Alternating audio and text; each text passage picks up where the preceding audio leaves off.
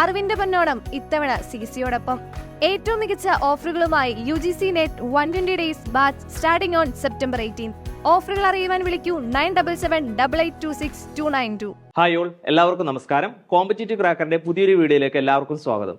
നമ്മൾ ഇന്ന് എടുക്കാൻ പോകുന്നത് UGC നെറ്റ് എക്സാം എഴുതുന്നവർക്ക് വേണ്ടിയിട്ടുള്ള കൊമേഴ്സ് സബ്ജക്ട് പഠിക്കുന്നവർക്ക് വേണ്ടിയിട്ടുള്ള ഇൻകം ടാക്സ് ആണ് നമ്മൾ ഇന്ന് എടുക്കാനായിട്ട് പോകുന്നത്. ഓക്കെ, അപ്പോൾ ഇൻകം ടാക്സിൽ നമ്മുടെ പ്രീവിയസ് ഇയറിൽ വന്നൊരു ക്വസ്റ്റ്യൻ നമുക്കൊന്ന് നോക്കാം.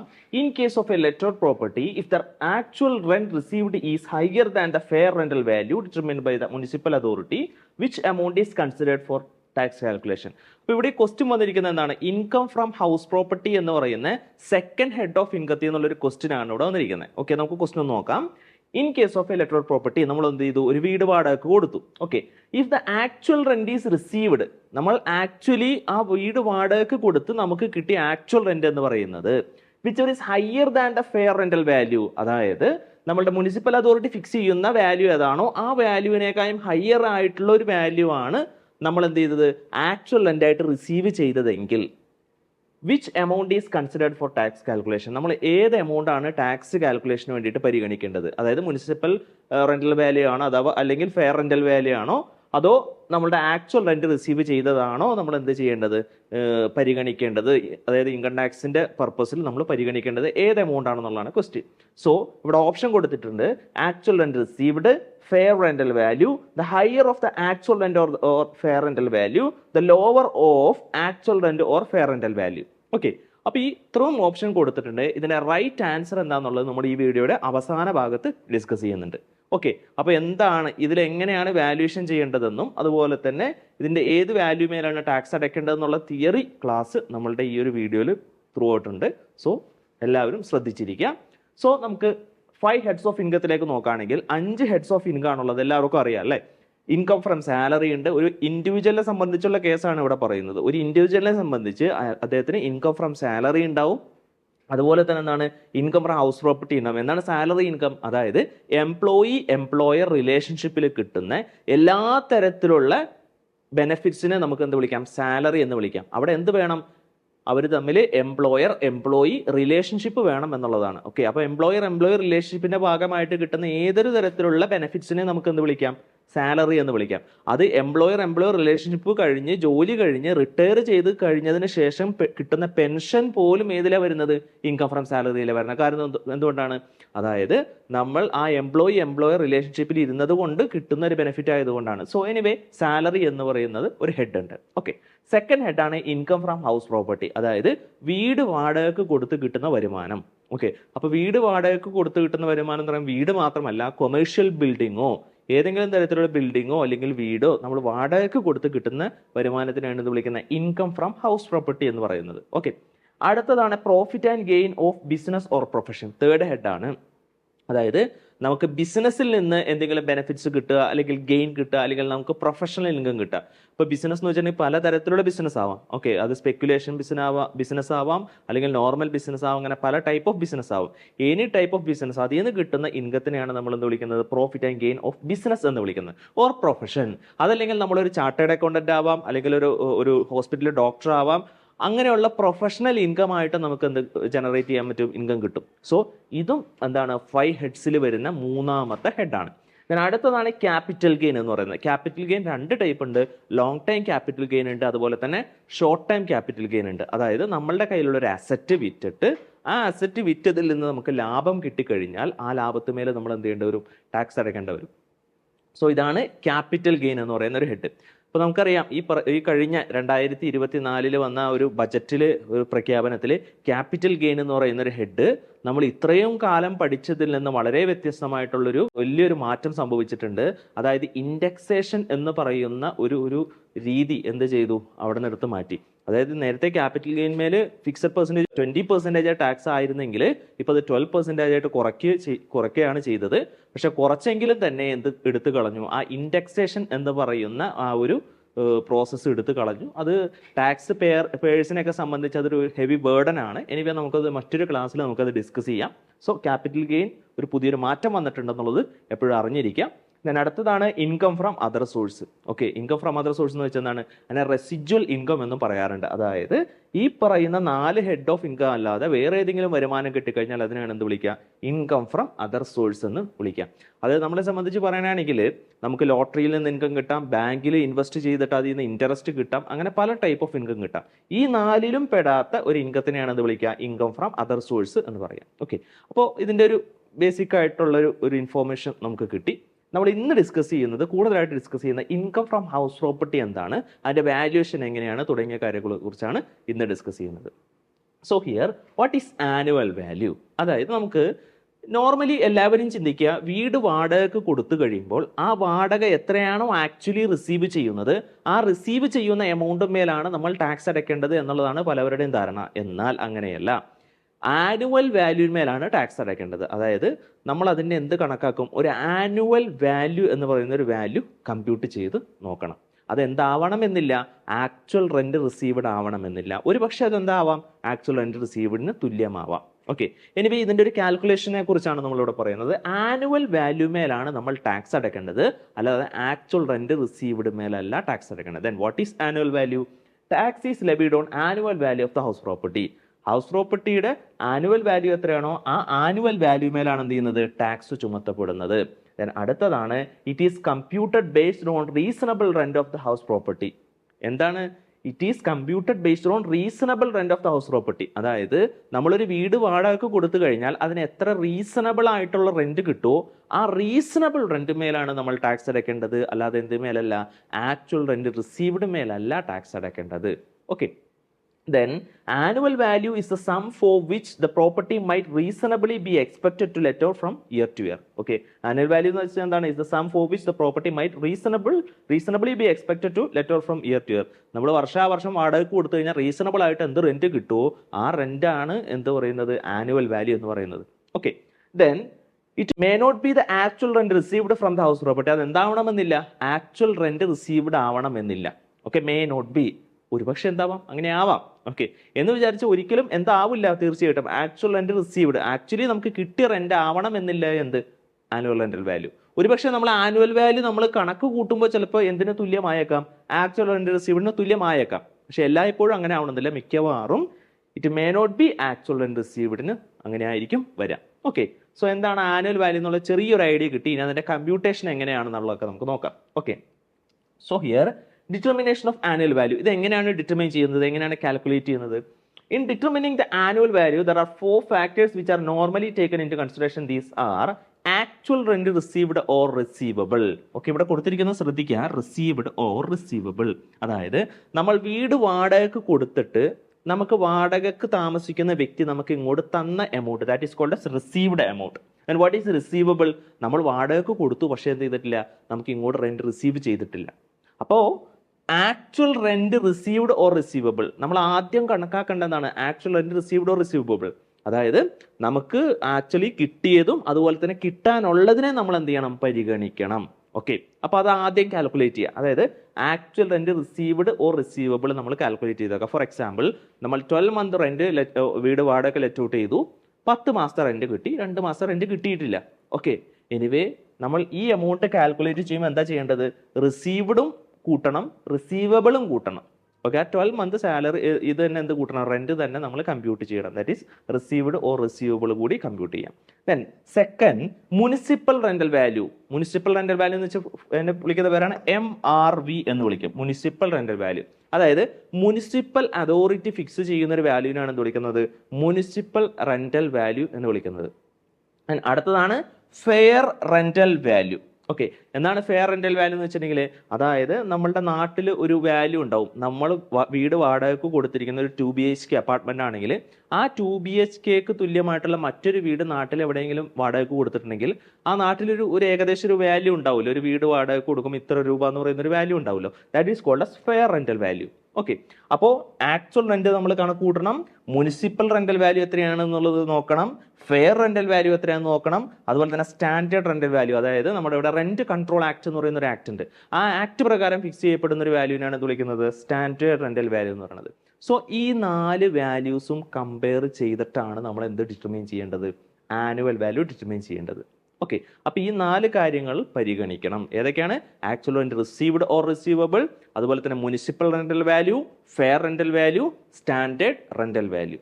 ഓക്കെ, ഇനി ഇത് എങ്ങനെയാണ് ഇത് കമ്പ്യൂട്ട് ചെയ്യേണ്ടത് എന്ന് നോക്കണേക്ക് മുമ്പ് തന്നെ ആദ്യം ഫെയർ റെന്റൽ വാല്യൂ അതുപോലെ തന്നെ സ്റ്റാൻഡേർഡ് റെന്റൽ വാല്യൂ എന്താണെന്ന് നമുക്ക് നോക്കാം. What is fair rental value? The rent which a similar property with similar features in the same or similar area would fetch in is the fair rental value. അതായത് ഞാനൊരു 2 BHK apartment, ഒരു 850 square feet ഉള്ള ഒരു 2 BHK apartment ഞാൻ എന്ത് ചെയ്തു? വാടകയ്ക്ക് കൊടുത്തു. ആ വാടക എമൗണ്ട് എന്ന് പറയുന്നത് 10,000 റുപ്പീസിനാണ് വാടകയ്ക്ക് കൊടുത്തതെന്ന് വിചാരിച്ചു.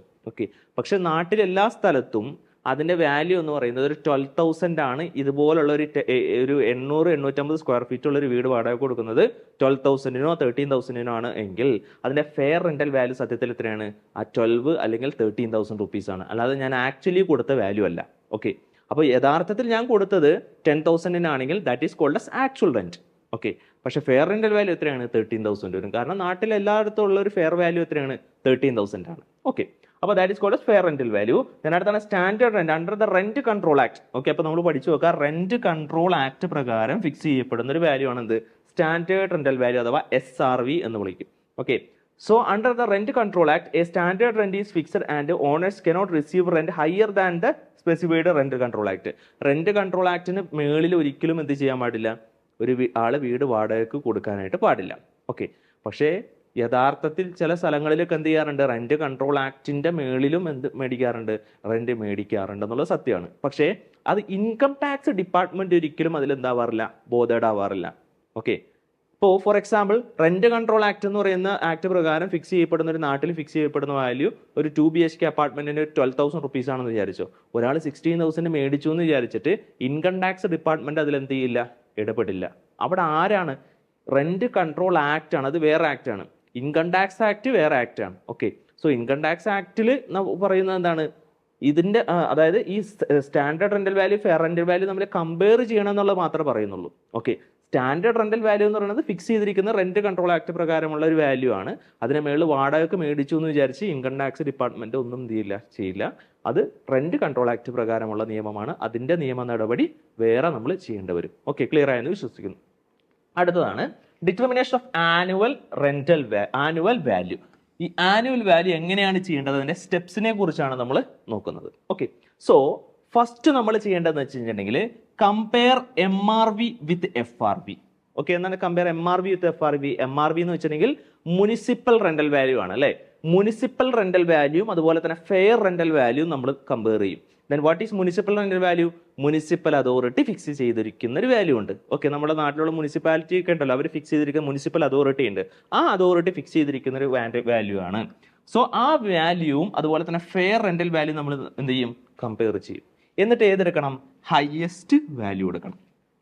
സോ കമ്പയർ MRV വിത്ത് FRV, ടേക്ക് ഹയസ്റ്റ് വാല്യൂ എടുക്കാം. ദെൻ ഇപ്പൊ നമ്മളൊരു ഹയസ്റ്റ് വാല്യൂ നമ്മൾ എടുത്തല്ലോ. ഈ MRV FRV ഏതാണോ ഹയസ്റ്റ്, ആ ഹയസ്റ്റ് വാല്യൂനെ നമ്മൾ എന്ത് ചെയ്തു? പരിഗണിച്ചു. ഇനി എന്താ ചെയ്യേണ്ടത്?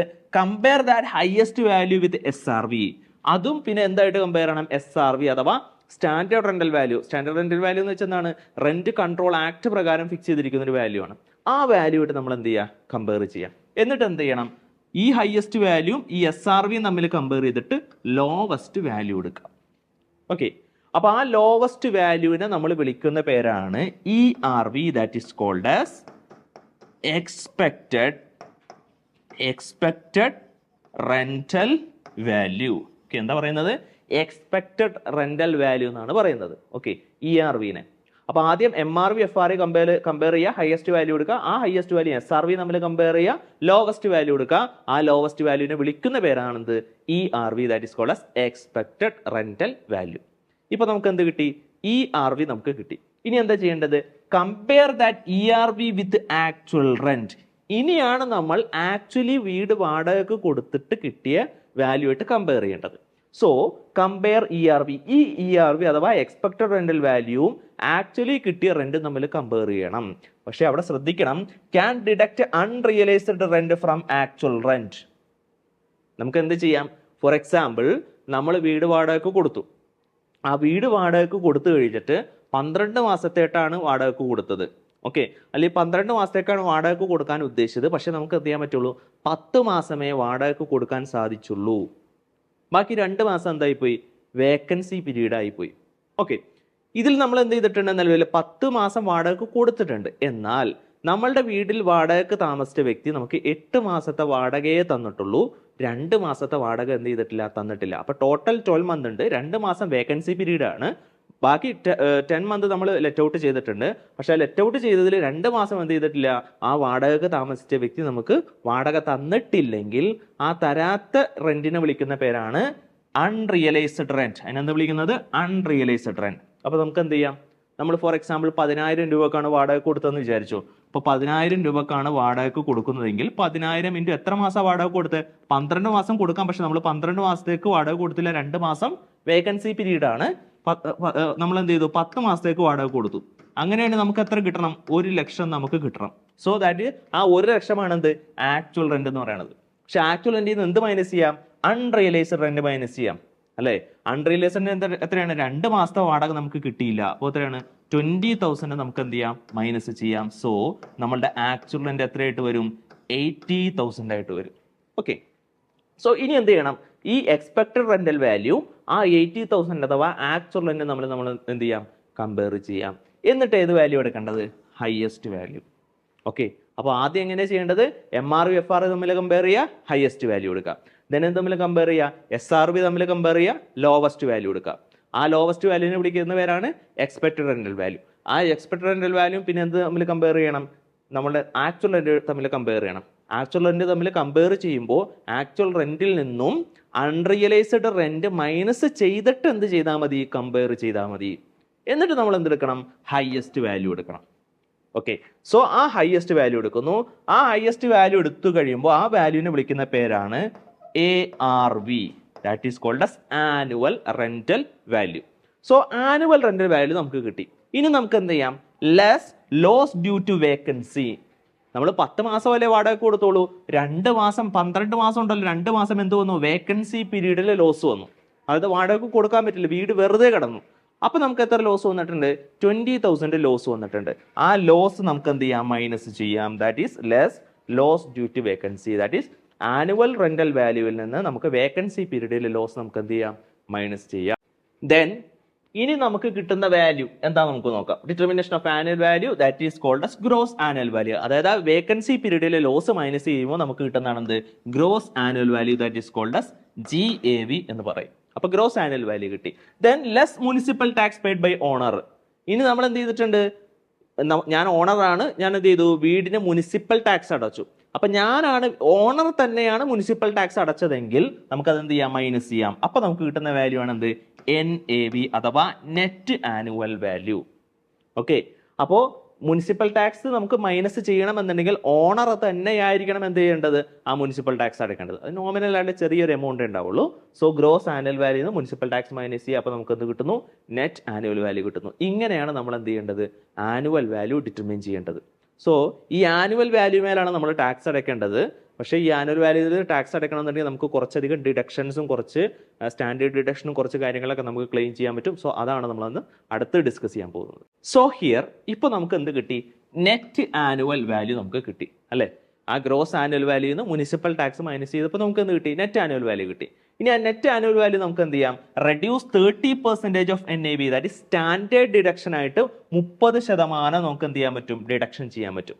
അതായത് ഈ നെറ്റ് ആനുവൽ വാല്യൂയുടെ 30% എന്ത് ചെയ്യാം, സ്റ്റാൻഡേർഡ് ഡിഡക്ഷൻ ചെയ്യാം. For example net annual value എന്ന് പറയുന്നത് 10 ലക്ഷമാണെങ്കിൽ 10 ലക്ഷത്തിന് 30% നമുക്ക് എന്ത് ചെയ്യാം, ഡിഡക്ഷൻ ചെയ്യാനായിട്ട് പറ്റും. So reduce 30% of NAV toward standard deduction section 24. Okay, section 24 എന്ന് പഠിച്ചു വെച്ചോ.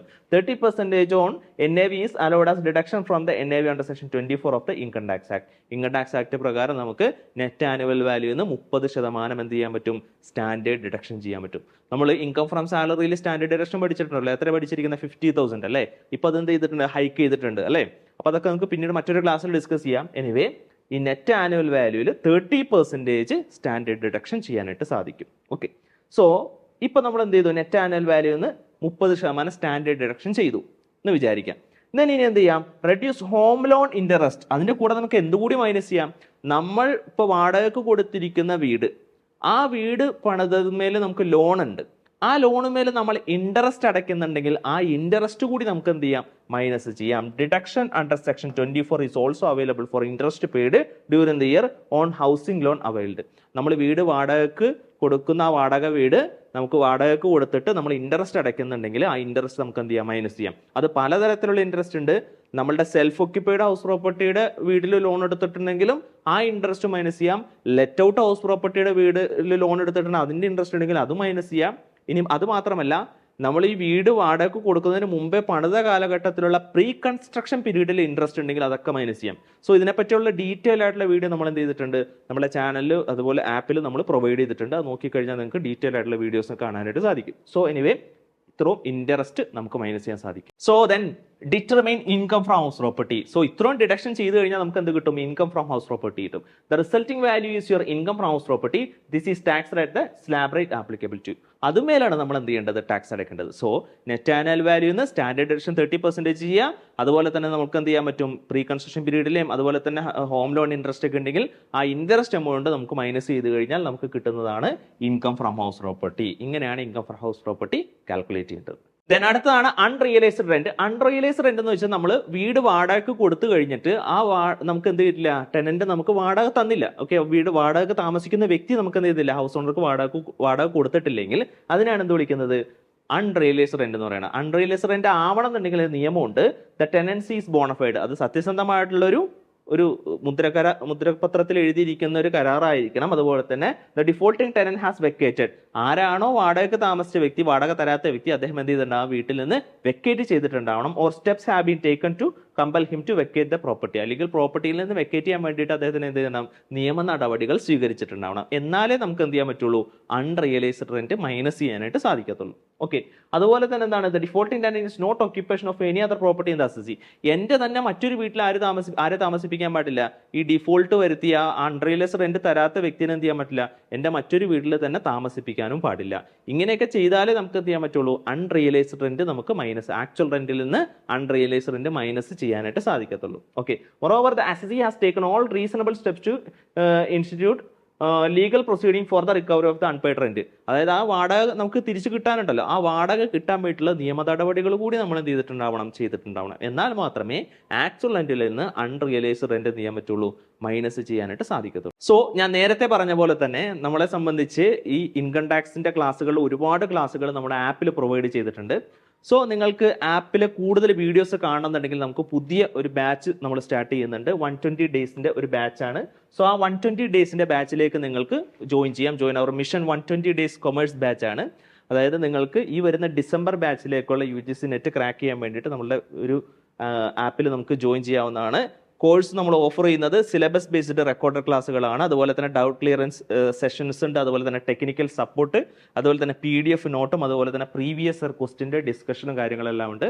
മോറോവർ ഇത് റെക്കോർഡഡ് സെഷൻ ആണെങ്കിൽ തന്നെയും റെക്കോർഡിനോട് പുറമെ തന്നെ നമ്മൾ ലൈവ് ക്ലാസ്സുകൾ നമ്മൾ പ്രൊവൈഡ് ചെയ്യുന്നുണ്ട്. സോ എനിവേ ജോയിൻ ചെയ്യാൻ താല്പര്യമുള്ളവർക്ക് ജോയിൻ ചെയ്യാം. താഴെ കാണുന്ന കോൺടാക്ട് നമ്പറിൽ കോൺടാക്ട് ചെയ്യാം. ഒരു എക്സാമ്പിളിലേക്ക് നമുക്ക് നോക്കാം. ദാറ്റ് ഈസ് ഇവിടെ MRV കൊടുത്തിട്ടുണ്ട് 50,000, FRV that is fair rental value കൊടുത്തിട്ടുണ്ട്.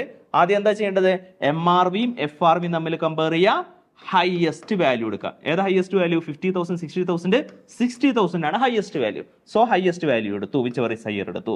ദെൻ ഇനി എന്ത് ചെയ്യണം, സ്റ്റാൻഡേർഡ് റെന്റൽ വാല്യൂ തമ്മിൽ കമ്പയർ ചെയ്യണം. ഓക്കെ, സ്റ്റാൻഡേർഡ് റെന്റൽ വാല്യൂ ഇതും തമ്മിൽ കമ്പയർ ചെയ്യണം. ഓക്കെ, സോ ഇത് തമ്മിൽ കമ്പയർ ചെയ്തിട്ട് എടുക്കേണ്ടത് ലോവസ്റ്റ് വാല്യൂ എടുക്കേണ്ട അല്ലേ. അപ്പൊ ഏതാ ലോവസ്റ്റ്, 60,000 ആണ് ലോവസ്റ്റ്. സോ 60,000 കൊടുത്തു. ഇതിന് എന്താ വിളിക്കുക, expected rental value, which ever is lower is expected rental value. ഇനി ആ എക്സ്പെക്ടഡ് റെന്റൽ വാല്യൂ നമുക്ക് എന്ത് ചെയ്യാം, ആക്ച്വൽ റെന്റും എക്സ്പെക്ടഡ് റെന്റൽ വാല്യൂ തമ്മിൽ കമ്പയർ ചെയ്യാം. സോ ഹിയർ ആക്ച്വൽ റെന്റിൽ നമുക്ക് എന്ത് മൈനസ് ചെയ്യാൻ പറ്റും, അൺറിയലൈസ്ഡ് റെന്റ് മൈനസ് ചെയ്യാൻ പറ്റും. സോ ആക്ച്വൽ റെന്റ് എന്ന് പറയുന്നത് 96,000 ആണ്. അൺറിയലൈസ്ഡ് റെന്റ് 24,000 ഉണ്ടെന്ന് വിചാരിച്ചു. അങ്ങനെയാണ് നമുക്ക് എന്ത് ചെയ്യാം, 96,000 24,000 നമുക്ക് എന്ത് ചെയ്യാം, ഡിഡക്ഷൻ ചെയ്യാം. എന്നിട്ട് എന്ത് ചെയ്താൽ മതി, നമ്മൾ കമ്പയർ ചെയ്താൽ മതി. അപ്പോൾ 96,000 24,000 മൈനസ് ചെയ്യുമ്പോൾ നമുക്ക് കിട്ടുന്നത് 72,000. ഇനി എന്താ ചെയ്യേണ്ടത്, ഇതും തമ്മിൽ കമ്പയർ ചെയ്യുക, ഹയസ്റ്റ് വാല്യൂ എടുക്കുക. ഹയസ്റ്റ് ഏതാ, 72,000 ആണ് ഹയസ്റ്റ്. ഓക്കെ, സോ അതിനെന്ത് വിളിക്കും, whichever is higher is called annual rental value. ഇപ്പൊ നമുക്ക് എന്ത് കിട്ടി, ആനുവൽ റെന്റൽ വാല്യൂ നമുക്ക് കിട്ടി. ഇനി ആ ആനുവൽ റെന്റൽ വാല്യൂ നമ്മൾ പിന്നെന്ത് തമ്മിൽ കമ്പയർ ചെയ്യണം? ഇവിടെ നോക്കുക, ആനുവൽ റെന്റൽ വാല്യൂ എന്ന് പറയുന്നത് 72,000 ആണ്. ആ 72,000 നമുക്ക് എന്ത് മൈനസ് ചെയ്യാം? Less loss due to vacancy പീരീഡിലെ ലോസ് ഉണ്ടെങ്കിൽ മൈനസ് ചെയ്യാം. ദാറ്റ് ഈസ് 3 മാസത്തെ വേക്കൻസി പീരീഡിലെ ലോസ് ഉണ്ടെന്ന് വിചാരിക്കാം. സോ 8,000 into 3 24,000 മൈനസ് ചെയ്യുന്നു. അപ്പോൾ നമുക്ക് എത്ര കിട്ടി? 48,000 കിട്ടി. So that is called as gross annual value. ഇതിനാണ് എന്ത് വിളിക്കുന്നത്? ഗ്രോസ് ആനുവൽ വാല്യൂ എന്ന് വിളിക്കുന്നത്. ഇനി ഗ്രോസ് ആനുവൽ വാല്യൂ കിട്ടി. ഗ്രോസ് ആനുവൽ വാല്യൂ നമുക്ക് എന്ത് ചെയ്യാം? മുനിസിപ്പൽ ടാക്സ് അടച്ചത് മൈനസ് ചെയ്യാം. അപ്പൊ നമുക്ക് എന്ത് കിട്ടും? നെറ്റ് ആനുവൽ വാല്യൂ കിട്ടും. സോ ഇവിടെ നോക്കുക, നെറ്റ് ആനുവൽ വാല്യൂ നമുക്ക് കിട്ടി. ഇനി നമുക്ക് അതിൽ നിന്ന് എന്തൊക്കെ മൈനസ് ചെയ്യാം? ഡിഡക്ഷൻസ് ചെയ്യാൻ പറ്റും. സ്റ്റാൻഡേർഡ് ഡിഡക്ഷൻ 30% ചെയ്യാൻ പറ്റും. അതുപോലെ തന്നെ ഇൻട്രസ്റ്റ് ഒക്കെ ഉണ്ടെങ്കിൽ ആ ഇൻട്രസ്റ്റ് മൈനസ് ചെയ്യാൻ പറ്റും. ഇതെല്ലാം ചെയ്ത് കഴിയുമ്പോൾ കിട്ടുന്നതാണത് income from house property. So ഇനി നമ്മൾ ശ്രദ്ധിക്കേണ്ട കാര്യമാണ് exclusion to income from house property. Income from house പ്രോപ്പർട്ടിയിൽ നിന്ന് എക്സ്ക്ലൂഡ് ചെയ്തിരിക്കുന്ന ഇൻകംസ് ഏതൊക്കെയാണെന്ന് നോക്കാം. Farm house contributing to agriculture income. അതായത് ഫാം ഹൗസ് ഉണ്ട്, നമുക്കൊരു ഫാം ഹൗസ് വാടക കൊടുത്തിട്ടുണ്ടെങ്കിൽ അത് ശരിക്കും പറഞ്ഞു കഴിഞ്ഞാൽ അത് അഗ്രികൾച്ചർ ഇൻകത്തിലേക്ക് വരുന്നതാണ്. ഇൻകം ഫ്രം ഹൗസ് പ്രോപ്പർട്ടിയിൽ വരില്ല. ആ ഇൻകം നമ്മൾ ഇൻകം ഫ്രം ഹൗസ് പ്രോപ്പർട്ടിയിൽ കൂട്ടേണ്ട. അഗ്രികൾച്ചർ ഇൻകം എക്സംപ്റ്റഡ് ആണ്. Any palace in the occupation of ex ruler. ഒരു എക്സ് റൂളറിന്റെ കയ്യിലിരിക്കുന്ന ഒരു പാലസ് ഉണ്ടെങ്കിൽ അതും അതിൽ നിന്ന് കിട്ടുന്ന ഇൻകം ഫ്രം ഹൗസ് പ്രോപ്പർട്ടിയിൽ ഇൻക്ലൂഡ് ചെയ്യത്തില്ല. ദെൻ അടുത്തത് property of a local authority. Local അതോറിറ്റിയുടെ പഞ്ചായത്ത് മുനിസിപ്പാലിറ്റിയുടെ കയ്യിലൊക്കെ ഇരിക്കുന്ന പ്രോപ്പർട്ടി ഉണ്ടെങ്കിൽ അതും ഏതിൽ ഉൾപ്പെടില്ല? ഇൻകം ഫ്രം ഹൗസ് പ്രോപ്പർട്ടിയിൽ ഉൾപ്പെടില്ല. അപ്പൊ ഇൻകം ഫ്രം ഹൗസ് പ്രോപ്പർട്ടിയിൽ ഉൾപ്പെടാത്ത ഇൻകംസ് ആണ് ഞാനിവിടെ പറയുന്നത്. Property of any registered trade union. ഒരു ട്രേഡ് യൂണിയന്റെ കൈവശം ഇരിക്കുന്ന ഒരു ബിൽഡിംഗ് ഉണ്ടെങ്കിൽ അതിൽ നിന്ന് കിട്ടുന്ന റെന്റ് ടാക്സബിൾ അല്ല. Property of member of a scheduled tribe. ഒരു ഷെഡ്യൂൾഡ് ട്രൈബിലെ മെമ്പറിന്റെ കയ്യിലിരിക്കുന്ന പ്രോപ്പർട്ടി ഉണ്ടെങ്കിൽ അതും ടാക്സബിൾ അല്ല. Any corporation established by the government to promote the interest of the members of minority group. ഇപ്പോൾ ഈ SC ST പോലുള്ള മൈനോറിറ്റി ഗ്രൂപ്പുകളുടെ കൈവശം ഇരിക്കുന്ന ഗവൺമെന്റ് എസ്റ്റാബ്ലിഷ് ചെയ്തിരിക്കുന്ന എന്തെങ്കിലുമൊക്കെ തരത്തിലുള്ള ലെറ്റൗട്ട് പ്രോപ്പർട്ടി ഉണ്ടെങ്കിൽ അതും എന്തല്ല? ടാക്സബിൾ അല്ല. ദെൻ അടുത്താണ് any institution for the development of Khadi and village industries. അതിൽ നിന്ന് കിട്ടുന്ന വാടകയും ടാക്സബിൾ വരില്ല. Self occupied house property of an individual which has not been rented throughout the previous year. Then house property held for any charitable purpose. Charitable പർപ്പസിനുള്ളത് നമുക്ക് എന്ത് ചെയ്യേണ്ട കാര്യമില്ല, ടാക്സ് അടയ്ക്കേണ്ട കാര്യമില്ല. അത് ഇൻകം ഫ്രം ഹൗസ് പ്രോപ്പർട്ടിയിൽ ഉൾപ്പെടില്ല. Then property of any political party. Political പാർട്ടിയുടെ അവിടെയാണ് പ്രത്യേകം ശ്രദ്ധിക്കേണ്ടത്. പൊളിറ്റിക്കൽ പാർട്ടികൾക്ക് ലെറ്റ് ഔട്ട് ചെയ്തിട്ട് വാടക കിട്ടണമെങ്കിൽ അവരെന്തല്ല? ടാക്സ് അടയ്ക്കേണ്ട കാര്യമില്ല. സോ ഇതുകൂടി നിങ്ങൾ എന്ത് ചെയ്യുക? പഠിച്ചിരിക്കാം. ഓക്കെ, അപ്പൊ നമ്മളിപ്പോൾ പഠിച്ചതാണ് exclusion to income from house property. Income from house പ്രോപ്പർട്ടിയിൽ ഉൾപ്പെടാത്തതാണ് നമ്മളിപ്പോൾ പഠിച്ചത്. സോ അതുകൂടി ഒന്ന് മനസ്സിലാക്കിയിരിക്കാം. സോ എനിവേ നമ്മൾ നേരത്തെ ഡിസ്കസ് ചെയ്തൊരു ക്വസ്റ്റ്യൻ ഉണ്ട്. In case of a letter property, if the actual rent received is higher than the fair rental value determined by the municipal authority, which amount is considered for tax calculation? ഏത് amount calculate ചെയ്യാൻ എടുക്കേണ്ടത്? Actual rent ആണോ, fair rental value ആണോ, the higher of the actual rent or fair rental value ആണോ, the lower of actual rent or fair rental value ആണോ? നമ്മൾ എന്താ ചെയ്യേണ്ടത്? കമ്പയർ ചെയ്തിട്ടല്ലേ എടുക്കേണ്ടത്. So the answer is the higher of actual rent or fair rental value. Actual റെന്റും fair rental value നമ്മൾ compare ചെയ്തിട്ടാണ് നമ്മൾ എന്ത് ചെയ്യേണ്ടത്?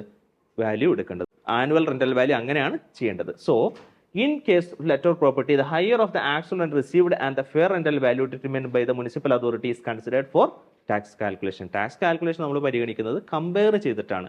അതായത് ആനുവൽ റെന്റൽ വാല്യൂ ആണെങ്കിലും അതുപോലെ തന്നെ ആക്ച്വൽ റെന്റും അതുപോലെ തന്നെ ഫെയർ റെന്റൽ വാല്യൂ തമ്മിൽ കമ്പയർ ചെയ്തിട്ടാണ് നമ്മൾ എന്ത് ചെയ്യുന്നത്? യഥാർത്ഥത്തിൽ ഇൻകം ഫ്രം ഹൗസ് പ്രോപ്പർട്ടിയുടെ വാല്യുവേഷൻ ചെയ്യുന്നത്. സോ പറഞ്ഞ കാര്യങ്ങളെല്ലാം മനസ്സിലായെന്ന് വിചാരിക്കുന്നു. ഇന്നത്തെ ക്ലാസ് ഇവിടെ വൈൻഡ് അപ്പ് ചെയ്യാണ്. Thank you.